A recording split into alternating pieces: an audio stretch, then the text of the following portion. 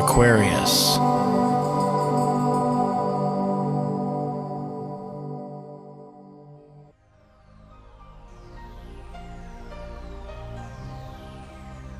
Hello Aquarius, Happy New Year 2015. So we're looking at the predictions and the forecast of what you can come to experience this year. And I like personally to follow the cycle of Mars. It's going to show you which areas you're going to be on that superhighway, focusing on your desires, your goals, your ambitions, and so forth, and where your energy is going to be expressing itself.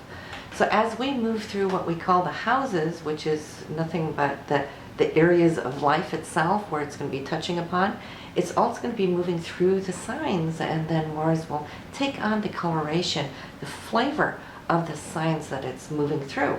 And this will allow us to tap into those elements within our own personality. And that is regardless of where your Mars is at birth. That will follow you throughout your lifetime. But throughout the year, we always seem to flex and grow and expand through the energies that we are recipients of. So you're going to start off here with Mars in the first house of personality. That's you, your essence, who you are, and expressing this Marsiness outwardly. That started there in 2014 at the end of the year. It will follow you through January 13th.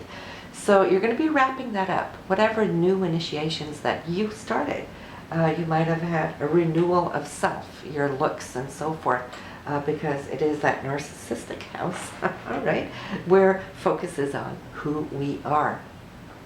Then from January 13th, your focus is going to be on your finances, and it's going to remain there for 6 weeks as Mars transits through Pisces. And for you, that means be creative. Look at where the money is going, where it's flowing. Remember, Pisces rules the ocean, so you might see how your own finances might be wavering a little bit here, but also very creative because Neptune rules Pisces, and Neptune is in your second house. So when the two of them are going to meet up, you might just come up with some fantastic, super idea of how you can not just initiate more money, or save money, but you might also have a very creative vision of what it is you want to do now for the next 2 years. Mars takes 2 years to complete your chart once around. Okay, so you only have these 6 weeks to allow your physical drive and ambition to go through and not just set yourself up, but to actually do a long-term planning here on your financial situation. It's also the area of self-esteem. So you might just feel that Mars is going to be a little bit more now wanting to bring that to the surface, so it will be noticed. Then we have here from February 20th straight through that of April 1st. Mars is then leaving your financial area, and the scope and the focus will be on communication. It's what you communicate, how you communicate. It's going to be going through the sign of Aries, and Mars rules Aries. So this is going to give your Mars a double whammy. You're going to be super strong. Whatever it is you're needing to communicate, it is definitely going to be heard and come out. And as long as Mars is balanced, you can achieve a lot, accomplish a lot. If you're giving any speeches, presentations, and so forth, you're going to be right aligned with it. The only thing you want to be a little careful of is not coming across too Marsy, because then we can push people or circumstances away, right? So we know how that goes, and especially here in this time frame when Mars is going to touch upon Uranus. Now, a lot of good things can happen from that, because when two planets meet, they fuse, they initiate, they spark off, and this will be the chance to have this happen in 2 years. Uranus is looking to change your way of communication. It's been changing there for a while. Some of you might have been on this, I won't say roller coaster, but some of you have. This is because Uranus isn't always predictable. It brings super wonderful things in at times, and then at other times it'll take a 90-degree angle and we get thrown off, right? So But it is because Uranus is wanting to change things up in your communication skills. And Uranus is genius, okay? We've talked about that earlier here in the year as well. It can bring down great concepts, new ideas, inventions, and so forth. So I feel when Mars gets together here, when the time is right, it would be the time for you to launch it. If this is something that you've had or have been carrying for a while, that would be a perfect time to get it out there. For others, you might just download a total zip file of new information, inspiration that you can now carry with you and work with as Mars cycles around your chart. So pay attention to that. And it's also an area where you will come to see that you'll have perhaps more interaction with, time spent with your neighbors, your closer community, any kind of community work, but also siblings coming under this rulership. Then we have April 1st, straight through that of May 13th. Now, Mars is going to focus on your home, where you live, how you live, your family, what you can do to change things up. Maybe they're going to need your focus that much more, your Mars attention. And the house might need to have some repairs, perhaps, but it could also be your parents at this time that might just need more of you as well. Whatever the deal is, you have until May 13th to complete this cycle, and then you're entering into a very fun time here, Aquarius, when Mars moves into your 5th house of creativity, self-expression, creative projects, romance as well, or new romance, especially in the 5th house. More of the committed relationships is the 7th house. But for those of you single, this could be a really nice and fun time to meet new people. I'd also like to add in children. Children might be needing you more, or you will have at least more ample time to spend with them. That doesn't mean you don't spend time with your children.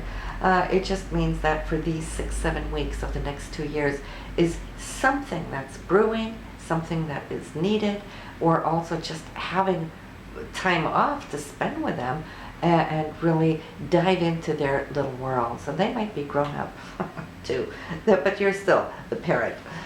So if you're starting any new business here, Aquarius, a beautiful time for you here, May 13th through that of June 25th. So make the most out of it. And then here, June 25th onwards to August 9th, then we're looking at your 6th house. So Mars, your drive and ambition, your goals, your desires, will now be focused on your day-to-day routine. Things that are important to you in your daily, weekly life. You might want to ask yourself, what is draining my energy? You know, what clutter is in my way where I just look at it and don't do anything about it? Well, maybe now would be the time to put that Mars into action, okay? Because you've got all the extra physical energy to clear out, whether it's closets, your garage, or whatnot. You have ample time to get it done, and you're going to actually end up loving it. Why? Because Mars always wants to express itself, but we don't always have it in the areas that we would need it. But so when you line up with it, man, you can move mountains. And it's also the area of your health. What are you eating? You know, what should you be eating? So diets, workouts, getting yourself on a good physical balance. Whatever you do now is not just good for this period, but it's also what you can do and set yourself up for the next 2 years, because you're not going to have the excess energy to actually focus on it, because we get distracted. Mars is taking us elsewhere at other times, but since the focus is here, you can definitely renew your bodily harmony, so to speak. Then Aquarius, again, relationships, but this time it's more about your significant other. If you're married, it will be him or her, spending more time with, catching up with, having wonderful weeks of relating now, And relating is also about listening, not just sharing, but listening to hear where she or he is coming from, knowing what they will need. And this will allow you to actually be proactive and feed them more of your focus. But you can come also in this period to see that he or she may be giving you more attention and focus. And you're going to be loving that. Who won't, right? So, but this also, of course, pertains to those of you who are single, who have no partner. Remember, the first and foremost relationship we have with anybody is always ourselves. I get that question a lot. What about me? You know, I'm single. And it's like, well, you do still have a relationship with you. You know, we have our inner thoughts. We chat with ourselves all day long. Is it good inner chat? Is it negative inner chat? What it builds you and sustains you and grows you to become and persist to be a good person? Or are you having that negative self-chat? Well, Mars is going to help you here to create a better balance and harmony and flow to this inner relationship. Remember that always when I speak of relationships. But see what is nice here. Jupiter is in and has been in this area from late summer of 2014. It will remain here in your relationship area to that of August 12th. Yes, August 12th. So you're expanding, you're growing this area of consciousness and interrelation. Mars coming in here is going to really give fire to it. And since Jupiter is in Leo, well, it's a sister sign. Sister energy as to Mars, so it should really be good, and you really want to focus the most you can because Jupiter is going to move out of this area August 12th, and so you won't have it for another 12 years. So when Mars and Jupiter in the same area, you'll see something beautiful expand and grow. So we're now looking at Mars moving into a deeper area of your chart. You've just been balancing your relationship, finding out what is good, you know, what is enough, what is too much, where do we need to pull back or step forward. Mars now is in the area of intimacy, and intimacy is not just physical. It's how we dare be vulnerable, open our spirits and share with our partner. This is the area of shared resources. So you might have experienced holding yourself perhaps back from being a little too vulnerable to share because what if it's not going to be embraced, right? So, but now if you did really good work while it was in your 7th house, the 8th house will allow you to really open up and reveal those things that you've been holding for a long time. The 8th house is Scorpio, so it's secretive, it's private, right? And we guard those things that are private. And here comes Mars. Mars is fiery, it wants action, it wants things to blow the lid off, so to speak. And if we have built a good solid foundation now in your relationship, it won't need to be a blow-up thing, which it could. Mars is dynamite, you know, Scorpio, Pluto is nuclear. Those two, when they get together, they can be quite dramatic if need be. So if somebody's stuffing and not expressing, well, then that's going to come to the surface that way.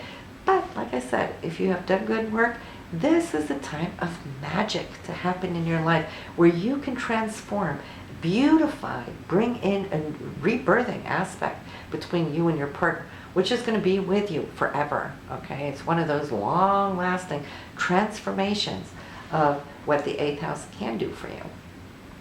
Now, as far as your shared resources, if you feel that you're happy with the way things are working, this can just be a very potent time where you can get a lot of things done as far as investments and so forth, commissions, royalties, putting money aside and saving.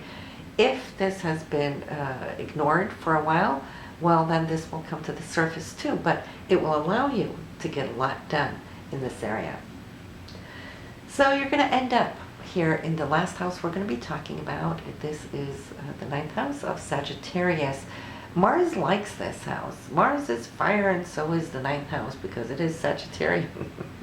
And Mars likes to be on the move. 9th house is all about movement as far as travel to new and exciting places, to expand one's consciousness, to meet people in foreign ways and derive knowledge, wisdom from it. But it's also a spiritual house, so you might feel antsy, where Mars really wants to get things going with wanting to know more. It's a house to do research, to study, to enlighten, and some of you might sign up to become students. Others of you might sign up to be teachers and share with others, the golden wisdom that you have accumulated through life. This is going to run from November 13th. Straight through the rest of the year and into that of 2016. It's in the sign of Libra. Libra is all about balance, harmony, beauty, and so forth. And Mars and Venus here in this travel house, well, maybe there's been a place you've been thinking about over the last couple of years that you would like to visit. So maybe Venice in Italy sounds good. That would be one of those Venetian places, right, to go to. But of course, it could be anywhere. I'm just putting it out there. So the beauty here, Aquarius, we have no retrograde of Mars in 2015, as opposed to 2014. Now, I don't know if I mentioned that earlier here in the beginning of the tape. I know I did for my last segment. But Mars was retrograde for 8 months last time. And that was a long haul, and it's very rare we see 8 months. Normally it's just a matter of weeks. So, but this year we're catching up, we're hammering down that superhighway, and you will accomplish so much in 2015 that you will be exasperated by the end of the year, but in a good way, because you have manifested those things that you set out to do. So this is good, but we do have retrogrades of Mercury, and if you have pen and pencil, you might want to jot it down. And for those of you who don't have anything to write with and lost out on the dates that I have just gone through, no worries. You can always come back, listen to this 2015 forecast anytime in the year to come and refresh what we're talking about here now. But back to the Mercury retrograde, the first one, January 21st through February 11th. And then we have May 18th straight through June 11th. And the last and least would be September 17th to October 9th. And those are the times where we don't really want to put money into big items like purchasing a new home or appliances or new vehicles. Why? Because it might turn around and be funky, which many times we do see under a retrograde. Same thing is to try to avoid signing any papers if you can avoid it. If you have to, you have to. But it will definitely eliminate some of the damage done where it is. So that is what we have here for you now. I do want to mention too, though, Jupiter is retrograde. It started here December 9th, 2014, and will run straight through April 9th. Now, Jupiter being retrograde is not the worst planet to have retrograde because it's so abundant and generous and always wanting to do the best for us, right? It's like the godly mother here wanting the best for her children.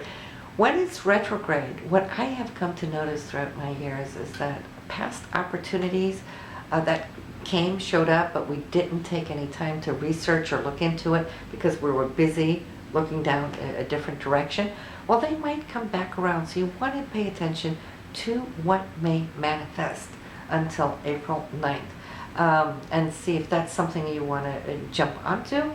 You can always, of course, yay it or nay it, but we can still see blessings under a retrograde. And then it's going to be moving forward again until it changes signs there in August 12th. Then it will be out of Leo, out of your relationship house, moving into the 8th house, where you're going to have it for a full year. So this is what we have. You want to go listen to your moon and rising sign for 2015, just like you do on your monthly viewings, because it will definitely give not just more insight, but if you listen to your partner's forecast, you will see where he or she will be focusing with their Marsian energy, so you can come to derive an understanding why they're so focused here right now and anticipate the shift coming as they move through the coming months. So that's always a really good thing and a tool to have. So listen, I wish you a beautiful, blessed 2015, and I'll see you again soon. Bye now.